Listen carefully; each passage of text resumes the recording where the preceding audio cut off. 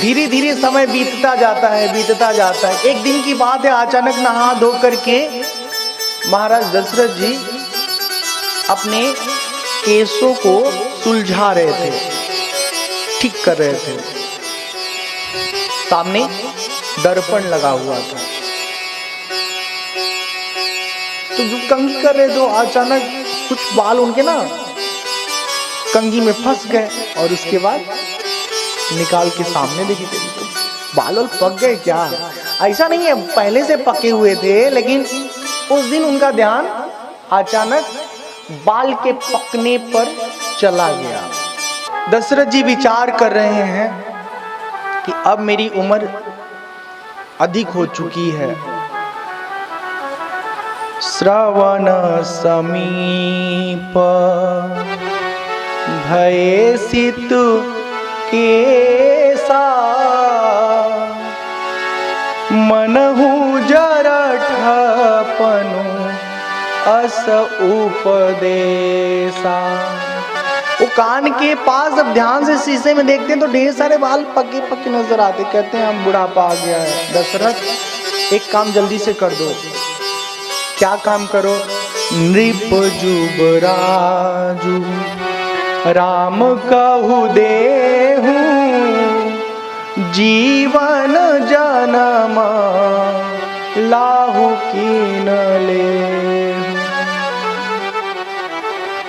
अब जो पूरा राज्य है, पूरा जो शासन है, अपने पुत्र के हवाले उसके कंधे पर सौंप करके हमको तपस्या करना चाहिए, साधना करनी चाहिए।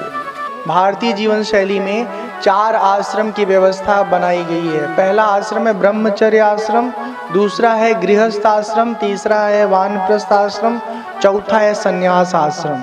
ठीक है, तो आप लोग तीसरे आश्रम में पहुंच गए हैं, वानप्रस्थ आश्रम में।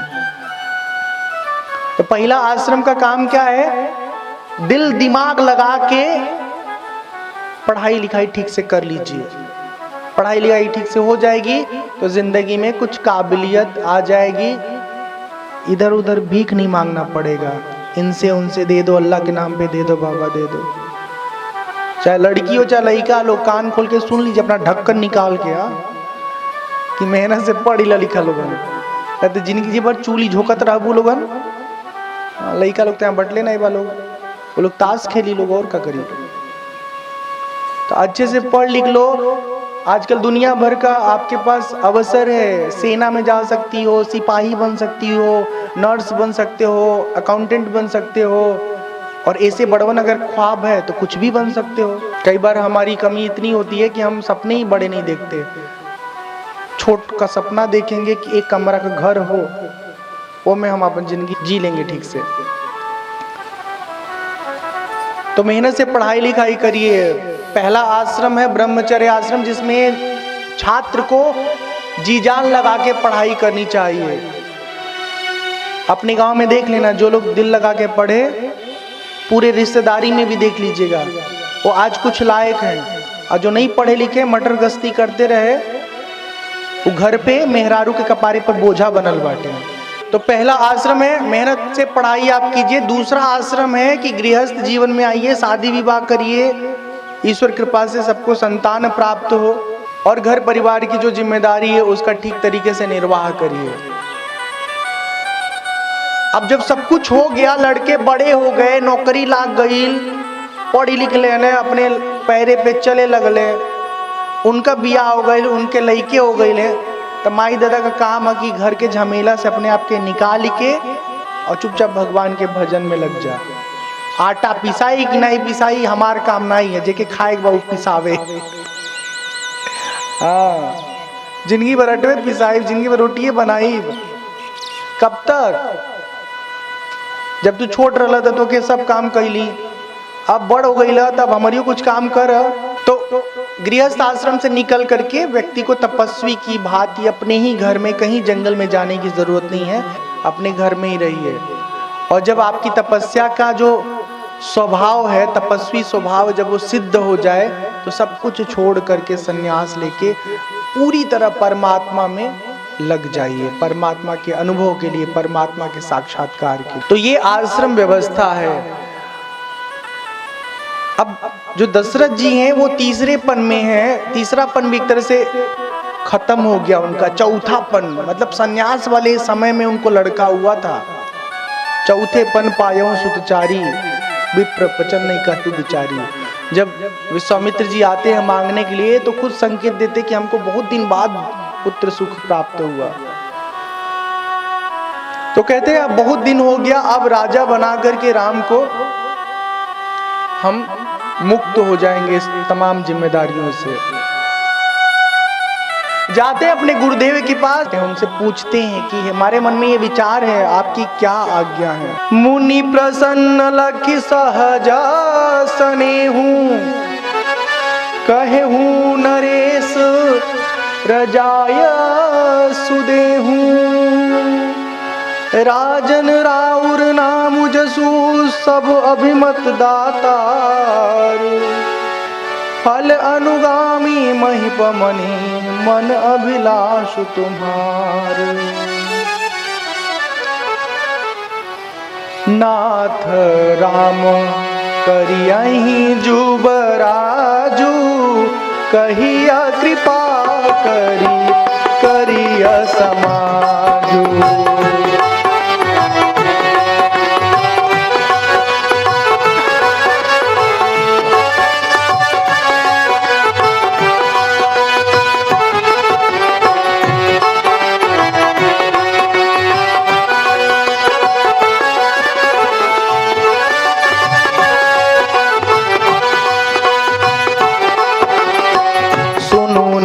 जासु विमुख्य पछिताहि, जासु भजन बिनु जरनी न जाहि।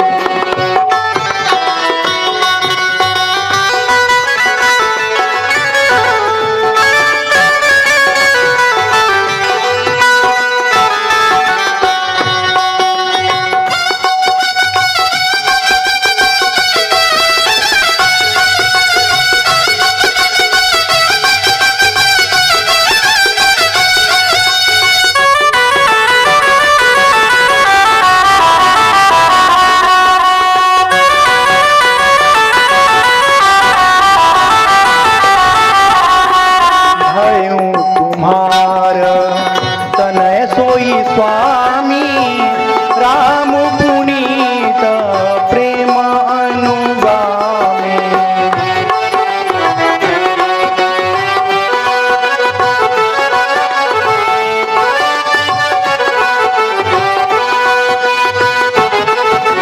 बेगी विलंबु न करिय नृप, साजिय सबुई समाजू। सुदिन सुमंगल तबहि जब, राम होहि जुबराजू।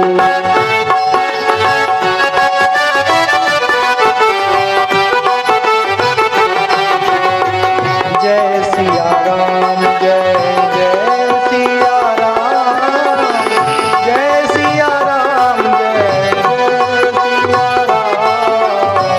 जय सिया राम जय सिया राम, जय जय सिया राम, जय सिया राम। जय सिया राम जय सिया राम, जय सिया राम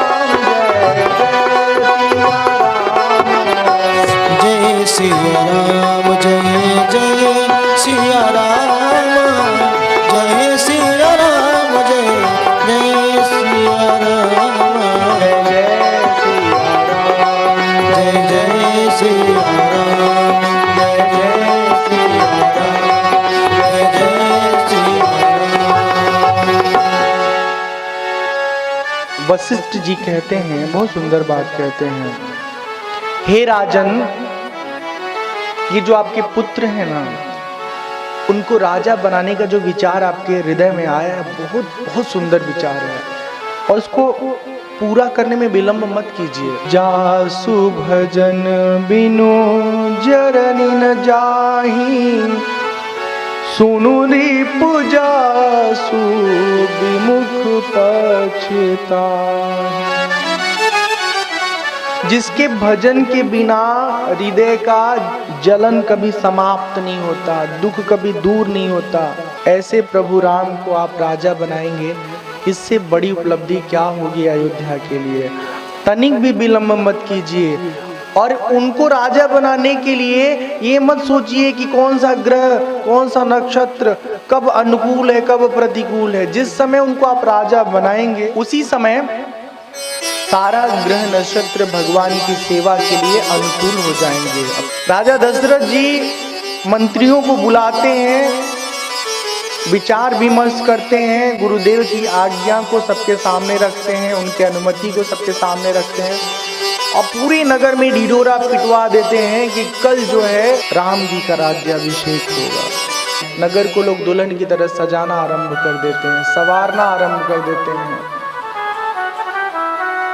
मतलब ऐसा लग रहा हो कि जैसे राम राजा नहीं बन रहे हो, बल्कि अयोध्या को राजा बनाया जा रहा है। राम जी के जो दोस्त हैं, मित्र हैं, वो इतने खुश हैं कि हमारा सखा राजा बनेंगे कल, ये सोच सोच करके अपने आनंद में वो निमग्न हैं, डूबे हुए हैं। एक अच्छे मित्र को हमेशा खुशी होती है जब उसका मित्र अपने जीवन में बड़ी उपलब्धियों को प्राप्त करता है। चारों तरफ बधाई का गान हो रहा है, गीत हो रहा है। खुशी के मारे सब लोग अपने घर में उत्सव मना रहे हैं कि कल हमारे राम राजा बनेंगे। राम का स्वभाव ऐसा है कि सब लोग उनको पहले ही स्वीकार कर चुके थे।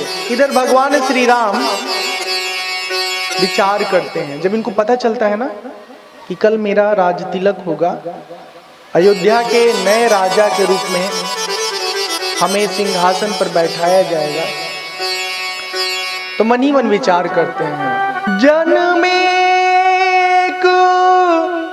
संग सब भाई, भोजन शयना केली लरिकाई, करन बेध उपबीत बियाह, संग संग सब भय उछाह, बिमल बंस यह अनुचित एकु, बंधु बिहाई बड़े ही अभिषेकु, प्रभु सप्रेम पछितानी सुहाई, हरऊं भगत मन कै कुटिलाई। राम जी कहते हैं हमारे वंश में ना बहुत अच्छाइयां हैं, लेकिन एक बात हमको कभी ठीक नहीं लगी, किसी एक को राजा क्यों बनाना? हम सब लोग मिलके राजा बन के काम नहीं कर सकते हैं? एक साथ हमारा जन्म हुआ, एक साथ उपनयन संस्कार हुआ, एक साथ गुरुकुल में हम वास किए, एक साथ हमारा विवाह हुआ, हर खुशी में हम साथ साथ रहे। आज हमें राजा बनाया जाएगा और भाई हमारे राजा नहीं बनेंगे, राजा बनने से वंचित रह जाएंगे। ये हमारे कुल की बहुत गलत परिपाटी है। हे प्रभु, ये भक्तों के हृदय की मलिनता हर लीजिए कृपा करके। ऐसे हैं भगवान श्री राम। आज हमारे घरों में, हमारे गांव में क्या स्थितियां हैं? एक भाई दूसरे भाई का दुश्मन बना हुआ है। किस बात को लेकर के? एक 8 डिसमिल जमीन के मामले में। थोड़े से पैसे रुपए के लिए आदमी एकदम से अपना स्वाभिमान गिरा देता है, सारा प्रेम बचपन का भुला देता है।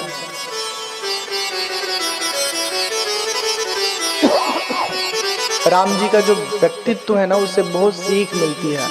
लेकिन ये भी ध्यान रखिए ना कि एक तो भाई राम बना रहे और दूसरा भाई रावण बना रहे तो नहीं चलने वाला है।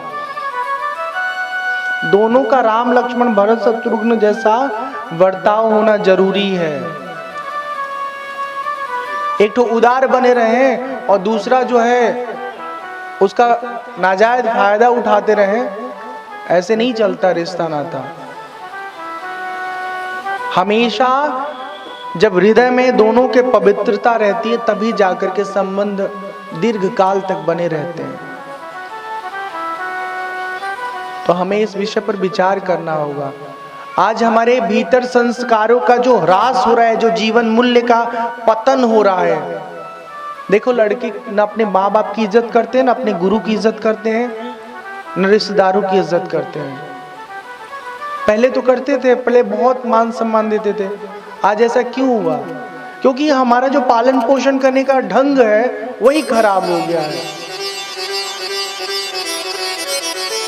गलती करने पर लड़के को इतनी पिटाई करते थे माता पिता कि फिर दोबारा गलती करने का वो सपने में भी नहीं सोच सकते थे। और आजकल का लड़का गलती करता रहता है, गलती करता रहता है, माई देता पुलकाते रहते हैं, पुलकाते रहते हैं, और बाद में फिर ऐसा हाथ से निकल जाता है कि धुंधकारी हो जाता है। नाम सुने धुंधकारी का? भागवत जी में एक कथा आती है। एक पंडिताइन थी, उनको बच्चे नहीं हो रहे थे तो अपने बहन के लड़का के गोद ले लिया, ओके पुलकार डर ली, पुलकार के इतना आगे बढ़ा दिली कि बाद में वो एक नंबर का व्यसनी हो गया। पैसा मांग मांग के सब उड़ा डाला। अंत में जब पैसा मांगा नहीं दी तो एक लात मारा, मर गई। ये बात बताने का केवल यही प्रयोजन है कि लड़का लोगों के कुटाई पिटाई करके ठीक ठाक अगर रखेंगे तो बिगड़ेंगे नहीं, 18-20 साल में लायक बन जाएंगे। हमारी अम्मा जो है ना, बड़ी कुटाई करती थी हमारी, भयंकर। कोई मरम्मत नहीं, बाद में भले कपारे पे तेल रख के दबावे, सारे सब कुछ करे, लेकिन गलती पर कुटाई करे। हालांकि मेरी गलती उतनी नहीं हुई, बड़े होने पे कोई गलती हमारी नहीं हुई, कभी कोई शिकायत नहीं है हमारे घर में, लेकिन बचकाने में जो गलतियां हुई ना उसको भी उसने छोड़ा नहीं। अब पता है, हम चालाकी से निकल जाते थे। जब सीन देखते थे कि मम्मी कूटने वाली है, आज हिसाब किताब करने वाली है 1 हफ्ते का, तब निकल जाते थे। शाम को घूम घाम के आते थे जब माहौल ठंडा हो गया हो, ऐसा हम सोचते थे। तो माहौल ठंडा रहता था, लेकिन अम्मा के दिमाग का माहौल ठंडा नहीं रहता था। कहती थी आओ पहले अपना डोज ले लो फिर तो बराबर पीटती थी। हाँ, ऐसा नहीं कि किसी को ज्यादा किसी को कम, प्रसाद बराबर मिलता था। तो बहुत जरूरी है। तो राम जी के व्यवहार के बारे में हम बता रहे थे कि वो कैसे भाई हैं कि अपने भाइयों की खुशी में अपनी खुशी ढूंढते हैं। अपने को बहुत बड़ा आज उपलब्धि मिलने वाला है, लेकिन फिर भी ध्यान कहाँ है? अपने भाइयों पर, कि मेरे साथ ही क्यों, मैं ही राजा क्यों बनूं, मेरे भाई क्यों नहीं राजा बन सकते हैं। ईश्वर करे ऐसा भाई सबको नसीब हो, लेकिन ध्यान रहे कि हमको भी इन चारों भाइयों की तरह रहना होगा, तभी राम हमको मिलेंगे, नहीं तो नहीं मिलने वाले हैं।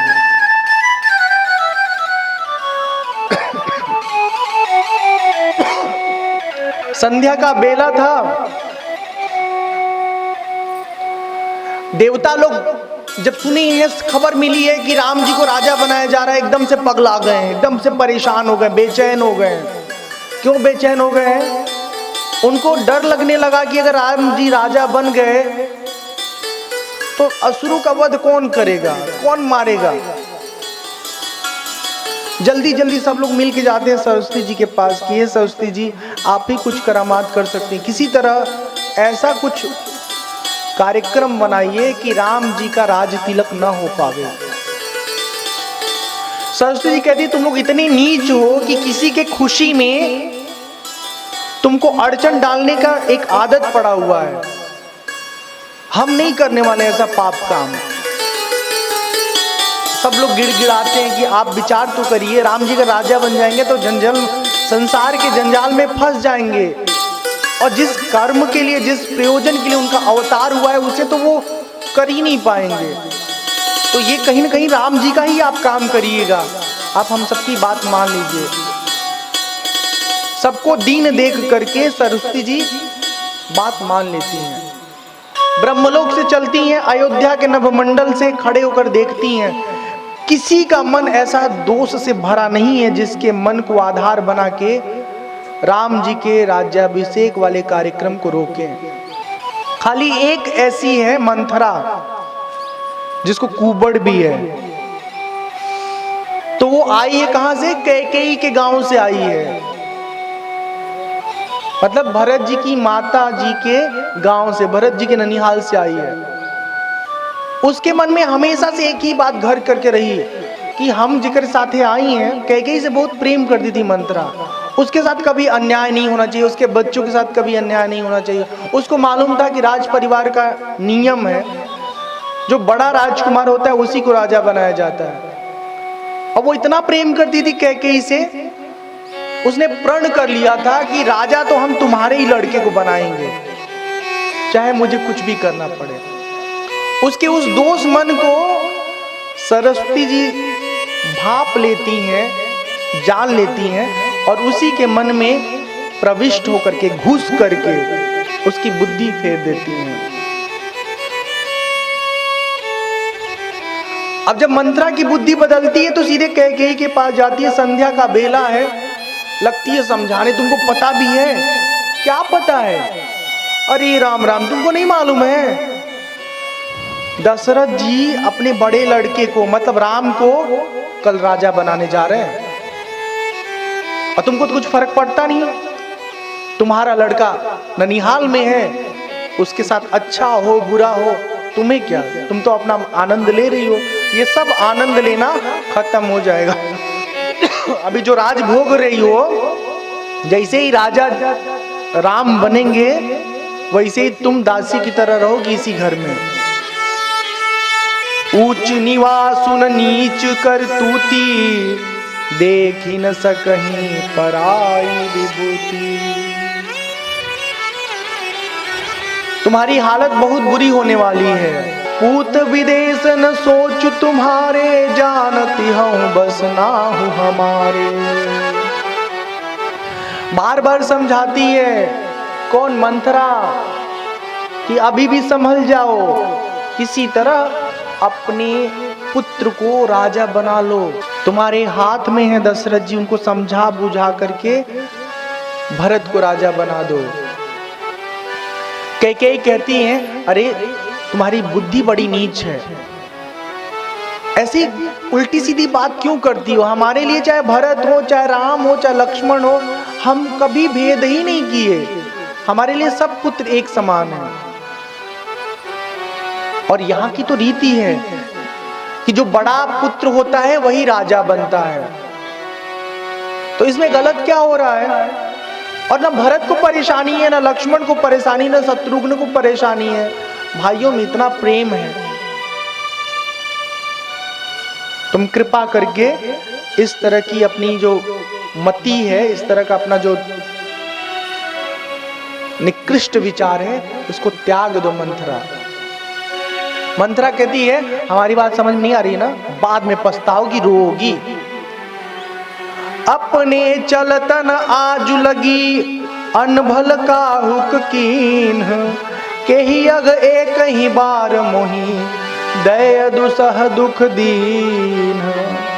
हे विधाता, हमने अभी तक किसी का कुछ भी बुरा नहीं चाहा। कौन कह रही? मंथरा। आज हमको बहुत दुख हो रहा है, हम किसी का भला चाहते हैं और ये हमको ही बुरा समझ रही है। बार बार बार बार समझाती है वो मंथरा कैकेयी को, और अंत में मंथरा के बातों में कैकेयी उलझ जाती है, फंस जाती है। कैकेयी मंथरा की बात मान लेती है। यहाँ गोस्वामी तुलसीदास जी बहुत सुंदर बात कहते हैं, को न कुसंगति पाई न साई, रही न नीच मते चतुराई। ये संग जो है ना, बहुते बहुते प्रबल होता है हमारे जिंदगी में। प्रबल मतलब इतना प्रभावशाली होता है कि अपना असर तो डालता ही डालता है। अगर संग अच्छा है तो हम अच्छे होंगे और संग बुरा है तो हमारी स्थिति बुरी होगी। जो समझदार लोग होते हैं वो कभी भी गलत संग में नहीं रहते हैं। तो कैकेयी की बुद्धि बदल जाती है और अब कहती है कैकेयी कि हे मंथरा, बताओ ना तुम ही हम क्या करें। मंथरा समझाती है कि देखो, दैवासुर संग्राम हुआ था, देवताओं में असुरों में युद्ध हुआ था। उस समय दशरथ जी देवताओं के तरफ से लड़ने के लिए रणभूमि में गए थे, असुरों के खिलाफ लड़ाई किया था।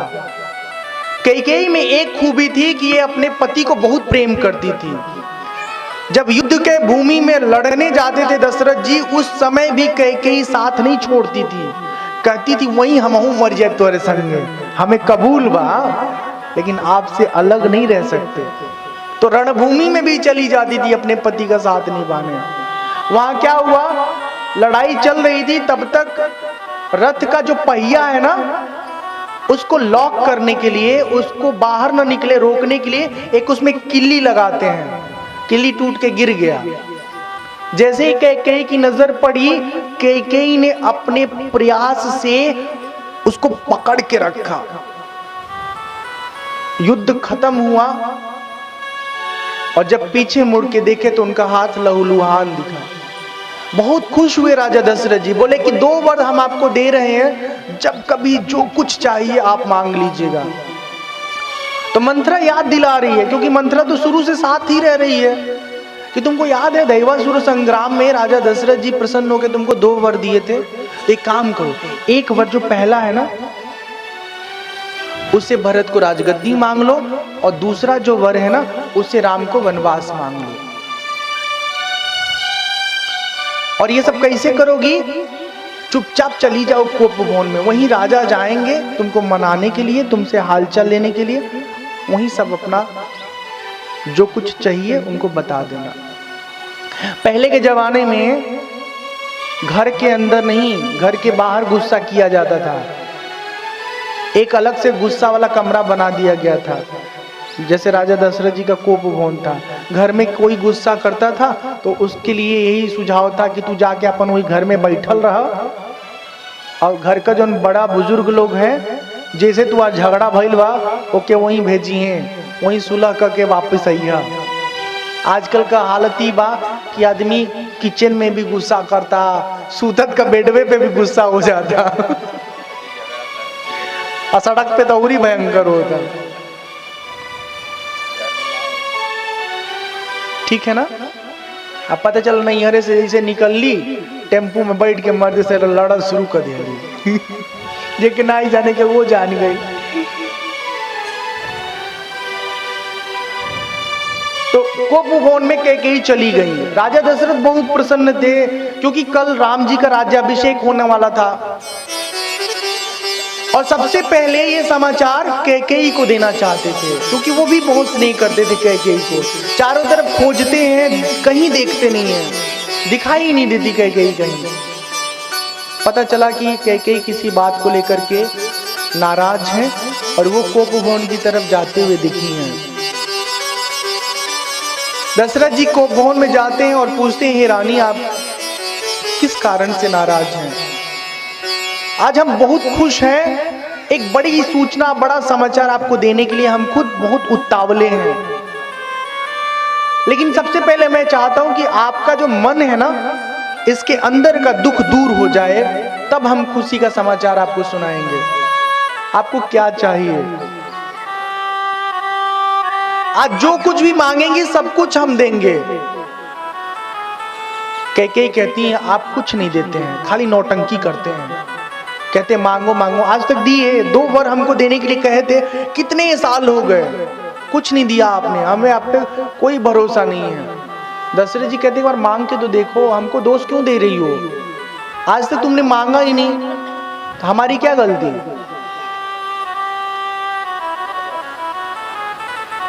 झूठे हूँ हम ही दोष जनि देहूं, दुई के चारी मांगी मकुले हूँ।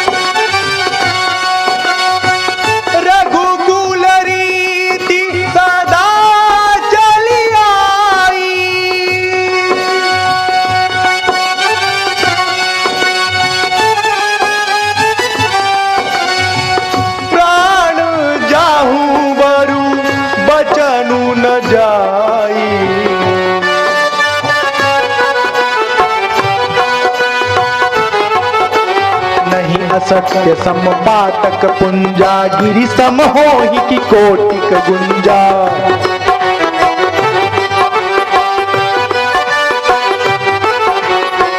सत्य मूल सब सुकृत सुहाए, वेद पुराण विदित मनु गाए।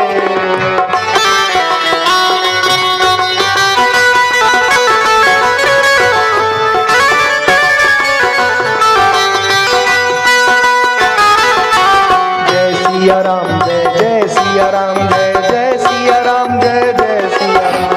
जय सिया राम, जय जय सिया राम, जय जय सिया राम, जय जय सिया राम।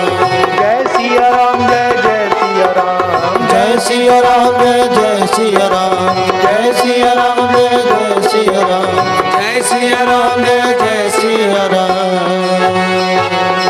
सियावर रामचंद्र की जय, जय पवन सुत हनुमान की जय। दशरथ जी बहुत सुंदर बात कहते हैं, ध्यान से सुनिएगा आप लोग, ठीक है। कहते हैं हमारे कुल का जो परंपरा है, जो पहचान है, वो ये है कि हम कभी झूठ नहीं बात करते, और एक बार कुछ कह देते हैं तो उसका पालन करते हैं। और ऐसे हमारे कुल पर आक्षेप मत करो कि हमने झूठ बोला है कभी। हम अपने बात के लिए अपना प्राण भी देना जानते हैं। और क्यों ये इसलिए कि सत्य से बड़ा कोई भी दूसरा पुण्य नहीं है, और असत्य से बड़ा पाप इस धरती पर कहीं नहीं है। मतलब सत्य है आपके जीवन में आचरण के रूप में, बोली के रूप में, तो आप कुछ भी दूसरा काम करें ना करें, आपको भगवत प्राप्ति हो जाएगी। और अगर झूठ बोल रहे हैं ना, तो कोई दूसरा पाप करने की जरूरत नहीं है, सब पापों का खान है झूठ। नहीं असत्य सम पातक पुंजा, पुंज मतलब एक बहुत ढेर सारा गठरी। जैसे सूरज का पुंज होता है ना, जब निकलता है उसमें से सूर्य का प्रकाश तो पूरे दुनिया में फैला देता है, ऐसे ही पाप का पुंज है झूठ। तो जीवन में झूठ को नहीं बोलना चाहिए, जीवन में झूठ को कभी स्थान नहीं देना चाहिए। और जो सत्य है वो सब पुण्यों का मूल है, यही वेद पुराण का कथन है। हम लोग झूठ कितना बोलते हैं पता है? इतना झूठ बोलते हैं, पूछिए मत। बात में कहाँ जा रहे हैं जी? कहीं नहीं जा रहे हैं, बस आ रहे हैं। अरे जा रहे हो तो बता दो, पान की दुकान पे जा रहे हो, सब्जी की दुकान पे जा रहे हो, कि दोस्त के घर बर्थडे में जा रहे हो, बता दो ना, ताकि घर वाले निश्चिंत रहेंगे। नहीं बताएंगे, कहीं नहीं जा, बस आ रहे हैं। कब आएंगे? 4 घंटा बाद आएंगे, 8 घंटा बाद आएंगे। आप तो कह रहे थे अभी आ रहे थे। अरे तुम काहे पीछे पड़े रहते हो हमारे?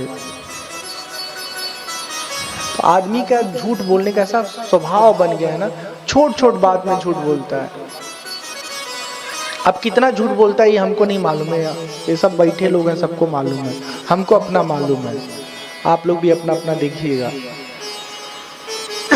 झूठ नहीं बोलना है। पता है एक झूठ को छुपाने के लिए बाप रे बाप 20 झूठ आदमी बोलता है, और कहीं एक झूठ अगर पकड़ में आ गया तो सब कर सब बंडा फूट जाता है।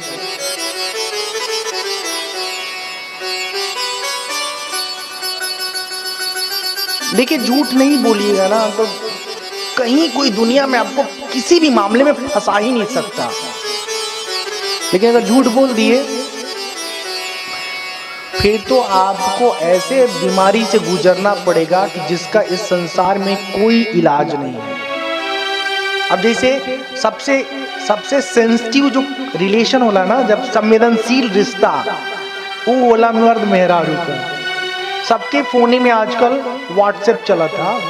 अब बिया भइले के 2 साल 3 साल बाद जो है कोनो पढ़े वाला सहेली सहेला मिल जाने, अब फेसबुक से इनके रिश्तेदारी से उनके रिश्तेदारी में अब बतियावल शुरू हो गई। और अगर छुपवला तो फिर जानला पक्का फसला। बता दीजिए कि हम इनसे बात करते हैं, इस कारण से बात करते हैं, हमारा साथी था, हमारे साथ पढ़ा लिखा था, चाहे पढ़ी लिखी थी, कोई दिक्कत नहीं है, दुनिया में बतियाओ को ना पाप ना ही है।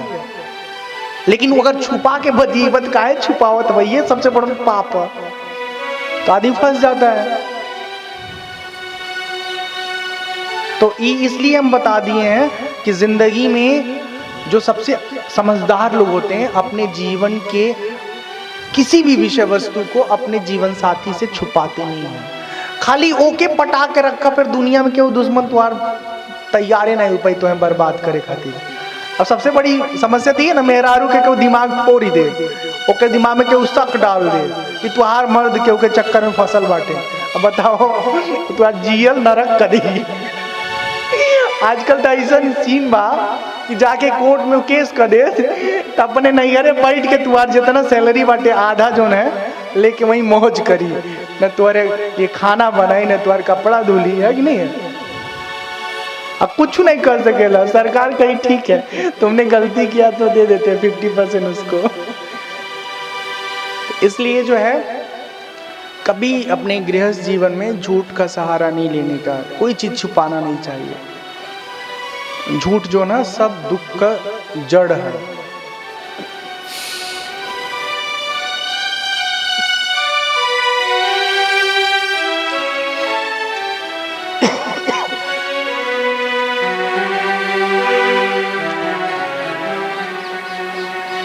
दशरथ जी कहते हैं कि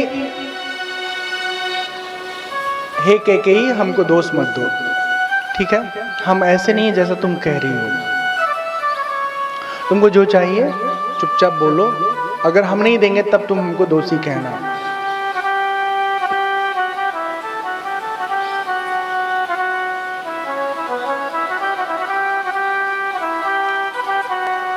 सुनहु प्राण प्रिय भावत जी का, देहूं एक बर भरत ही टीका, मांगऊं दूसर बर कर जोरी, पुरवहु नाथ मनोरथ मोरी। देखिए कितनी समझदारी से बात करती है, कितनी चालाकी से। वो कहती है कि हे नाथ हमको एक वर चाहिए, वो क्या, भरत को हमारे राजगद्दी अयोध्या की। उसे पता है ना कि इसमें कोई दिक्कत नहीं होगी, ये दे देंगे। दशरथ जी इसके लिए संकोच नहीं करेंगे, राम जी रुकावट नहीं बनेंगे। लेकिन समस्या है ना कि दशरथ जी भरत को राजा बना भी देंगे तो पूरा राज्य ना भरत राम जी के चरणों में डाल देंगे, इतना प्रेम करते हैं भरत। तो दूसरा जो जरूरी चीज है वो क्या है, वो राम जी का वनवास। हाथ जोड़ करके विनम्र निवेदन करती है, गिड़गिड़ा के कि हे प्रभु, पहले कहती है मेरे मन को ये जरूर पूरा करिए, क्या पूरा करना है वो बाद में बताती है।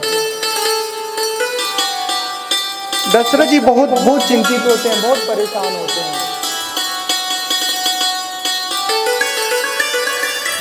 वो बहुत घबराते हैं कि ऐसा कौन सा चीज मांगने वाली है जिसको लेकर के ये इतनी तैयारी कर रही है। सुनहु प्राण प्रिय भावत जी का, देहूं एक बर भरत ही टीका, मांगऊं दूसरा बर कर जोरी, पुरवहु नाथ मनोरथ मोरी।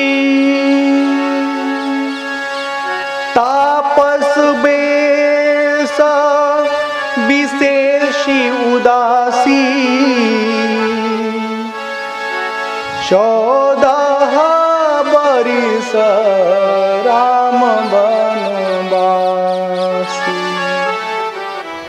वो कहती एक बार भरत को राजगद्दी चाहिए, लेकिन दूसरा बार मांगने में ना उसको डर है, इसलिए सबसे पहले हाथ जोड़ती कि हाथ जोड़ करके मैं मांग रही हूं। और क्या मांग रही हूं? तपस्वी वेश में राम को 14 वर्ष का वनवास। उसको मालूम है कि अगर राम वनवास नहीं जाएंगे तो भरत को जो राज्य मिलेगा वो राम जी के चरणों में ले जाके फिर से भरत जी रख देंगे। तो भरत जी के जीवन में सत्ता का सुख बना रहे, इस बात को कायम रखने के लिए राम जी को वनवास मांग लेती है। दशरथ जी की हालत भीतर भीतर दीमक की तरह, जैसे पेड़ को दीमक खा जाता है, वैसे ही कैकेयी ने भीतर से दशरथ जी को मार डाला। वो सोचते हैं मैं कहां से एक स्त्री पर भरोसा कर लिया, आज इतना सुंदर दिन हमारे जीवन में आया था और ये क्या हो गया। बार बार गिड़गिड़ाते हैं, हाथ जोड़ के प्रार्थना करते हैं दशरथ जी कि हे कैकेयी कुछ और मांग लो, सब कुछ ले लो, सब आपकी बात हम मान जाएंगे, पर राम को वन मत भेजो, क्योंकि राम वन लायक नहीं है। और फिर राम हमारे प्राण हैं, उनके बिना हम भी तो नहीं जी पाएंगे। वो कह रही है मांगो मांगो कह रहे थे, अब जब मांग लिया तो आप देने में क्यों हिचकिचा रहे हैं? हम अपनी मांग बदलने वाले नहीं हैं, हमें जो चाहिए वो चाहिए। दशरथ जी मनाने की कोशिश लगातार कर रहे हैं। किसी ने बहुत सुंदर भाव लिखा है,